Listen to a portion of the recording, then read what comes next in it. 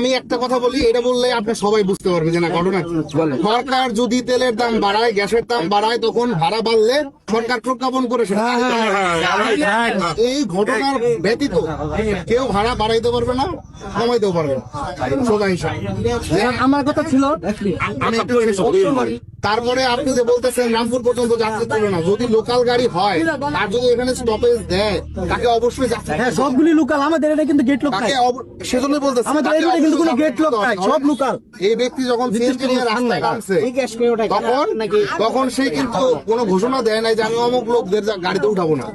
তার গাড়ি যদি এই রুটে চলাচল করে তাকে এখানকার যাত্রী উঠাইতে হবে, সোজা হিসাব।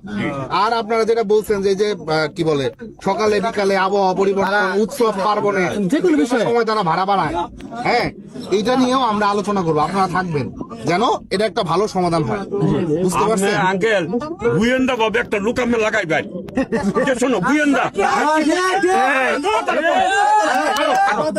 গুয়েন্দা হিসাবে আমার কাছে আমার অনুরোধ বাজান, গুয়েন্দা হিসাবে বাসের সিএনজি গোয়েন্দা লাগাই ভাই, দেখবেন যে হাসা মিশা এই আন্দোলনটা করতেছে ছাত্র গোলাপানে গেলেগে করতেছে, হ্যাঁ ওদেরকে নিয়ে আর মুরব্বী করে তারপর কইছে মুরব্বীরা আইছে না,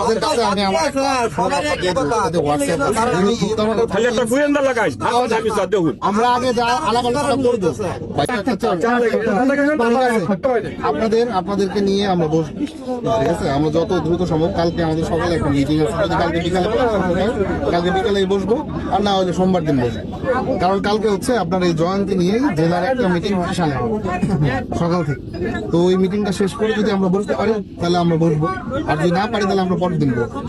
আর এখনই আমরা সিএনজি যারা সংগঠন জানাই আজকের পর থেকে না, এই মুহূর্ত থেকে এরপর থেকে যদি কেউ ভাড়া বেশি নেয় আমরা তার বিরুদ্ধে যাই না। কেমন আমরা জানাবো, আমি আমার ফোন নাম্বার ঠিক আছে তারপরেও যদি না ধীরে আবার 15 দিন ঈদ থাকে কেন? ঈদ থাকে 3 দিন।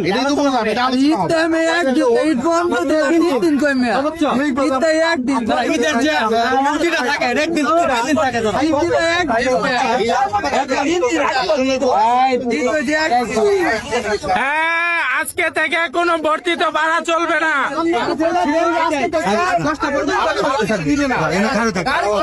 গাড়ি ভাড়া